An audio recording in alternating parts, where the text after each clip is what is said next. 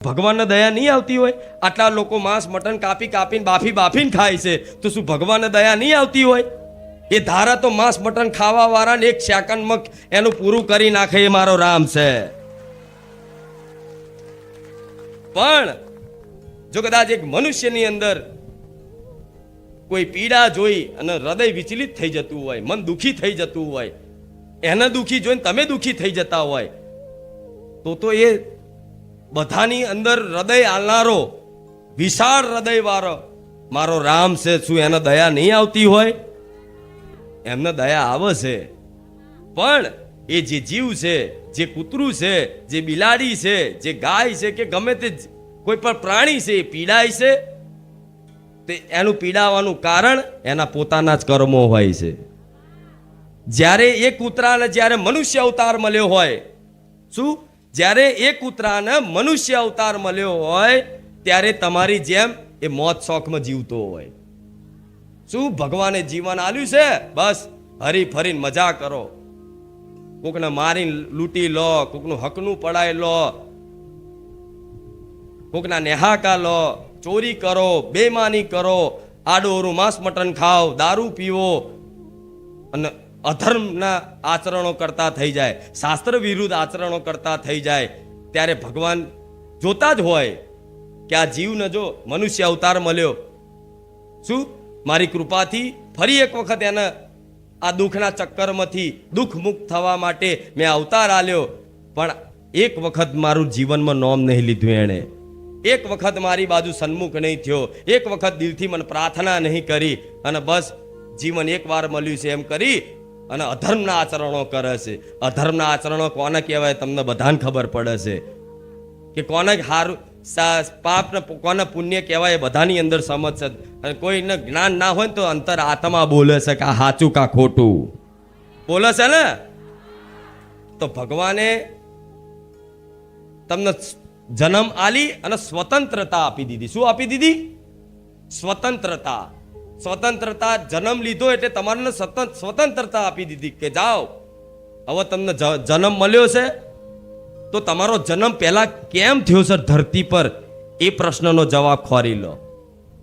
તમને કોઈને ખબર છે કે મારો જન્મ કેમ થયો છે?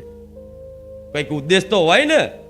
તો ઉદ્દેશ ખાલી મનુષ્ય જીવનનો એક જ ઉદ્દેશ છે, એકમાત્ર ને એક જ ઉદ્દેશ છે કે ભગવાનની ભક્તિ કરી, ભગવાનનું ભજન કરી અને ભગવાનને પામી લો અને કાયમ માટે સુખી થઈ જાઓ. શું? ભગવાનનું નામ જપ કરી લો, ભગવાનનું ભજન કરી લો અને કંઈક સત્કર્મો હારા જીવનમાં કરી લો, તમારથી થાય એટલી સેવા પરોપકાર કરી લો અને ભગવાનને રીઝી લો. આ મનુષ્ય અવતાર મળ્યો છે તો ભગવાનને રીઝાવા માટે મળ્યો છે. એ માલિક છે, એ સ્વામી છે. જેમ એક માકડું હોય, એના ગળામાં કદાચ એના માલિકે એના દોયડી કે ફંદો નાખી અને એને નચાડતો હોય, નચાડે ને, તો એ માકડું એ માલિકને રીઝાવા માટે નાચતું હોય, અને એ માલિક જ્યારે રીઝી જાય, પ્રસન્ન થાય કે આ કદાચ એના નાચ ગાનથી, એના ખેલકૂદથી માલિક પ્રસન્ન થાય ને, તો એના 2 રોટલા વધારે ખવડાવે છે. અને જ્યારે એ માકડું દોરી ગળામાં લગાયા પછી તે આમથી આમ ઉછલકૂદ કરતું હોય, આમથી આમ કૂદકા મારતું હોય ને, તારે એનો સ્વામી એને લાકડી મારી અને એને સીધો કરવાનો પ્રયાસ કરતો હોય છે. જોયા છે ને માકડાના ખેલ? બધાએ જોયા હશે કે કદાચ એને લાકડીના ઈશારે જો કદાચ એ માકડું હરખો ખેલ નહીં કરે, એના કીધે અનુસાર નહીં કરે ને, તો એનો સ્વામી, એનો માલિક એને લાકડી મારશે. તો લાકડી કેમ મારે છે? એને સુધારવા માટે. કેમ મારે છે? સુધારવા માટે. કે લાય કંઈક કરતા લાકડી મારું તો એ સુધરી જાય અને મારું કીધું કરે, મારા કીધા અનુસાર રહે. તો ભગવાન એવું ઈચ્છે છે કે તમે ધર્મના માર્ગે આવો, સતના માર્ગે આવો, કોઈનું અહિત ના કરો, કોઈનું ખોટું ના કરો, બેમાની ના કરો, ચીટિંગ ના કરો, માંસ મટન ના ખાઓ, આડાઅવળા વ્યસનો ના કરો, અને બસ સાચા માર્ગે આવી અને કોઈ પશુ પક્ષીઓની સેવા કરતા થઈ જાઓ, નામ જપ કરતા થઈ જાઓ, માંસ મટન દારૂ છોડી દો અને જીવનમાં તમારથી થાય તો કોકનું ભલું કરો, એવું ભગવાન ઈચ્છે છે ને. એટલે તમને મોકડાની જેમ લાકડીઓ પડે છે તાર હાલ. આનું બીજું કોઈ કારણ દુનિયામાં કોઈ એવું કહેતું હોય કે આ નડે છે પેલું નડે છે, ખુખાર મેલડી ગેરંટી મારીને કહું છું કે દુનિયામાં કશું નડતું નથી. જેના માટે તમે ધરતી પર આયા છો એ કામ નહીં કરો, અને જે કામ ના કરવાના હોય એવા કામ કરો તો તમે કાયમ માટે નહીં જન્મો જન્મ સુધી ભટકવાના છો. આ જન્મો જન્મ સુધી ના ભટકો, જન્મો જન્મ સુધી આવી યાતનાઓ કષ્ટ પીડાઓ ના ભોગવો, એના માટે જ મારો રામ મારા જેવી રામવારી મેલડીમાં જાગૃત કરે છે કે જા તારા ભક્તોને જઈ અને સતનો માર્ગ બતાવી દે. એમના જીવનમાં અંધકાર રૂપી કદાચ મોહ રૂપી અંધકાર હોય એ જ્ઞાન રૂપી પ્રકાશથી એનું જીવન પ્રકાશમય કરી દે, ભક્તિમય કરી દે. આવો મારો રામ ઈચ્છતો હોય, આવો મારો ભગવાન ઈચ્છતો હોય, પણ ના, કોના બધા ઉપદેશ વાલા લાગે છે. કઈક કામ થઈ જાય તો આ માતાજી જબરા, કઈક મારું કામ ધાર્યું કામ થઈ જાય આ માતાજી જબરા. અલ્યા ધાર્યા કામમાં તમે રહી ગયા છો. મારું ધાર્યું કામ થઈ જાય તો હું મોનું, મારું ધાર્યું આ થઈ જાય તો હું મોનું. આમાં આખી આ જે વસ્તી જે દુઃખ ભોગવે છે ને એનું કારણ એક જ છે કે મારું ધાર્યું થઈ જાય. શું મારું ધાર્યું થઈ જાય? અરે તમારા કરતા તમને બુદ્ધિ આલનારો મારો રામ છે, તમારા કરતા બહુ બુદ્ધિશાળી છે, તમારા કરતા સારી એવી સમજ એમને ખસશે કે આ કઈ રીતે સુધરશે, અને સુધારવા માટે તમારા જીવનમાં દુઃખ આવશે. તમારી અંતર આત્મામાં પૂછો કે આજે હું દુઃખી છું તો એનું કારણ મારા પોતાના જ કર્મો. તમારી અંતર આત્મામાંથી જ હું મેલડી અવાજ કાઢીને કહીશ કે તે આટલા કર્મો કર્યા છે. જાણકારીમાં અજાણમાં તો જવા દો.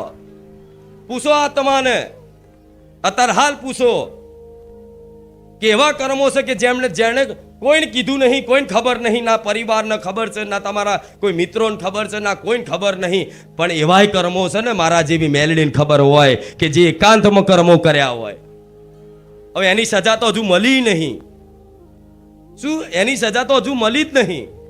આ તો પૂર્વની કરેલી સજા ભોગવો છો. હાલ જે દુઃખ ભોગવો છો ને એ પૂર્વમાં કરેલી કર્મોની સજા છે. અત્યારે જે કરો છો ને એની સજા હજુ આગળ મળશે. તો અત્યારે સારું કરો કે ખોટું કરો એનું પરિણામ તમને આગળ જોવા મળતું હોય તો આજે સુધરી જવું પડે.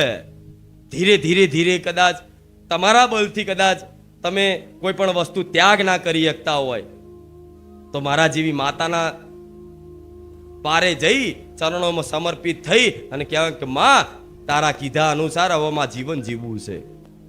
શક્તિ નહીં માં, બળ નહીં માં, અમે અમારા મનથી તો ભક્તિ કરવા માંગીએ, સેવા કરવા માંગીએ, પણ માં આ મન છે ને પહેલેથી જ તે એટલું કીચડમાં મેલું થઈ ગયું છે, એટલું કીચડમાં મેલું થઈ ગયું કે એને કીચડ જ ગમે.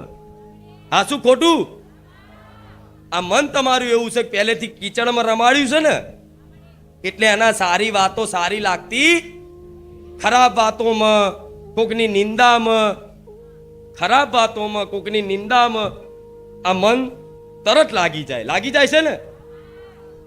લગાવવું નહીં પડતું હોય, તરત લાગી જાય, મહેનત નહીં કરવી પડે. પણ ભજન કરવા માટે, નામ જપ કરવા માટે તમારું મન પરેશાન કરે, તમને કરે ને એ તાકાત કરવી પડે, પરાણે નામ જપ કરવું પડે છે ને. તેનું કારણ શું છે? અત્યાર સુધીનો તમારો પૂર્વનો અભ્યાસ છે કેવો કે બસ કીચડમાં જ રમે રાખ્યું છે આ મન. તો આ કીચડમાં રમેલું મન ધીરે રામ નામ રૂપી આ ગંગા રૂપી પાવન નામ છે. શું? ગંગા ખુદ રામ નામથી પવિત્ર થાય છે, ખબર તમને? ગંગા માતા કહે છે કે જેને નદીમાં સ્નાન કરવાથી પાપોનો નાશ થઈ જાય તો એ જ ગંગા માતા શું રામ નામથી પવિત્ર થાય છે. તમને ખબર છે? તો વિચારો, એટલું પવિત્ર અલૌકિક નામ છે મારા ભગવાનનું. જો કદાચ આવા કાળા કળિયુગમાં જે ભક્ત કદાચ રામ એક વખત બોલી જાય ને એનું કલ્યાણ છે, એક વખત રામ બોલવાથી.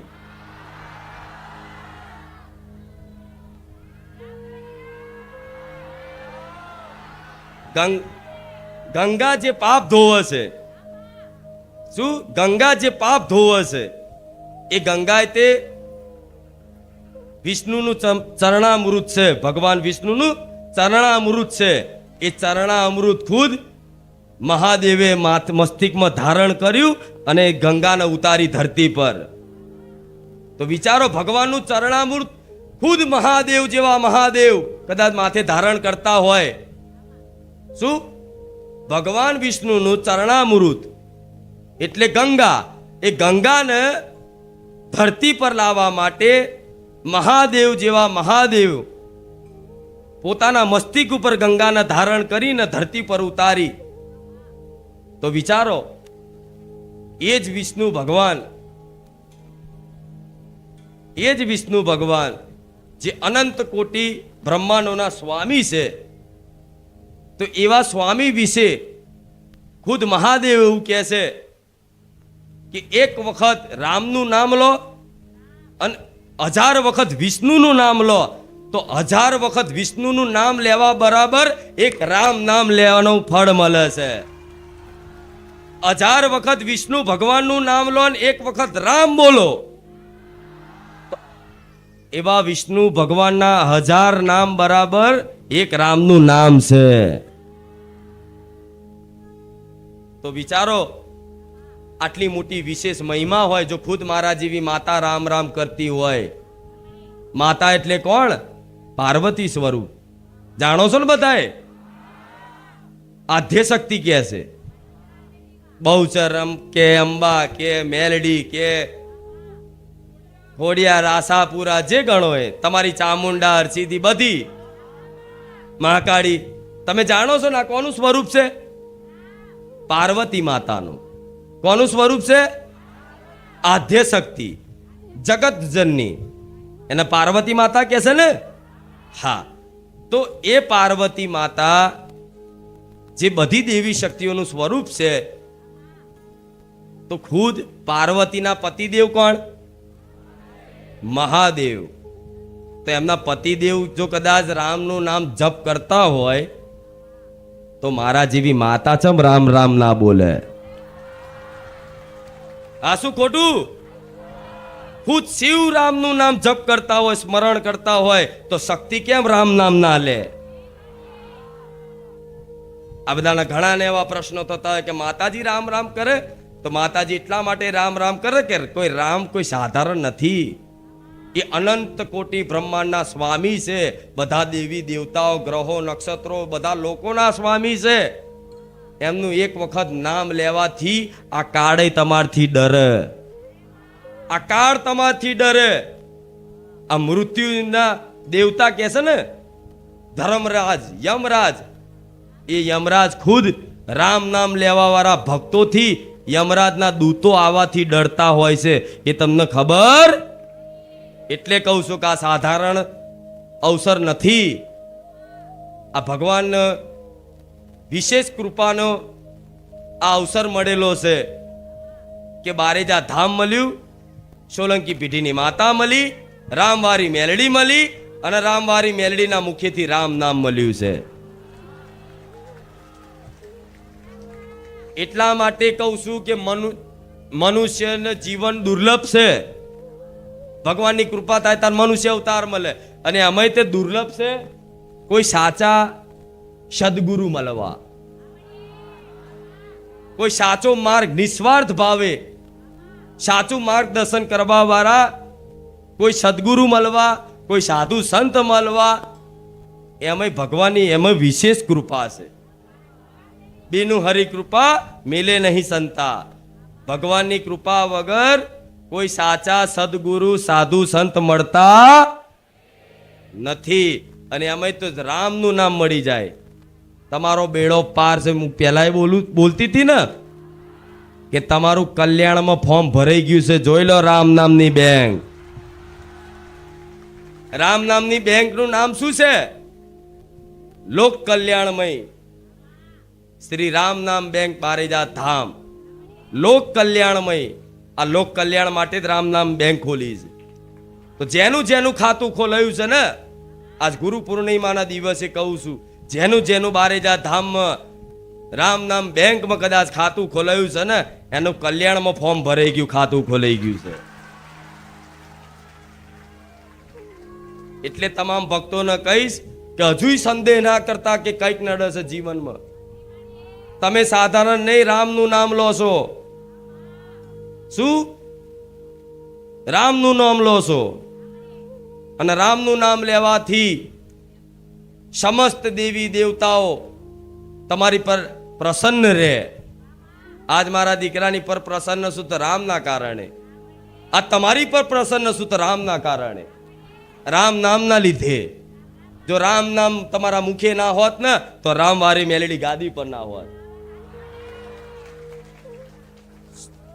તો વિચારો, જેનાથી મારા જેવી માતા પ્રસન્ન થતી હોય, જેના નામથી મહાદેવ જેવા મહાદેવ પ્રસન્ન થતા હોય, સમસ્ત લોકના દેવી દેવતાઓ પ્રસન્ન થતા હોય, ગ્રહો નક્ષત્રો પ્રસન્ન થતા હોય, કે બધાના ભગવાન છે. યમરાજ ખુદ પ્રસન્ન થાય તમે રામ રામ જપો એમ. તો આ વાતોનો વિશ્વાસ કરી અને આજ ગુરુ પૂર્ણિમાના દિવસે ફરી એક વખત રામ નામની મહિમા પ્રકાશિત કરવાની કોશિશ કરું છું, જેથી તમને વિશ્વાસ આવે નામ જપ કરવામાં. એટલે કોઈ જાતનો સંદેહ શંકા રહે. હું કહું છું કે જેને જેને રામ નામ ચાલુ કર્યું હશે ને, એને ધીરે ધીરે ધીરે ચિંતાઓ જતી રહી, ચિંતાઓ જતી રહી હશે, શંકાઓ જતી રહી હશે,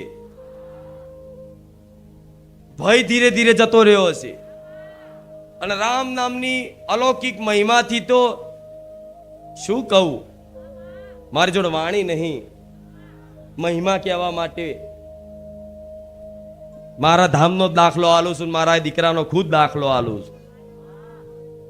મારા ધામનો દાખલો આલું છું, મારા દીકરાનો ખુદ દાખલો આલું છું કે મારા ધામમાં કોઈ જાતના ચમત્કાર કે કોઈ જાતને વારણ કારણ દોણા જોવાનું કશું થતું નહીં. હું તો ઈચ્છા થાય તાર આવું, ના ઈચ્છા થાય તો ના આવું એવી માતા. કેવી? ઈચ્છા થાય તો આવું, ના ઈચ્છા થાય તો ના આવું. અહીં કેટલા આવો, કેટલા ભક્તો આવશે, કાલ ઓછા થઈ જશે, આ બધી ચિંતા જોઈ ખુખાર મેલડીને? કે મારા દીકરાને કોઈ દર જોઈ? કોઈ દર જોયું કે હારું આ રીતે બંધ રાખીશું, આખું ચોમાસું બંધ રહે તો ભાવિક ભક્તોની ભીડ ઓછી થઈ જશે, તો આપણે બેઠક બંધ કરી દઈશું.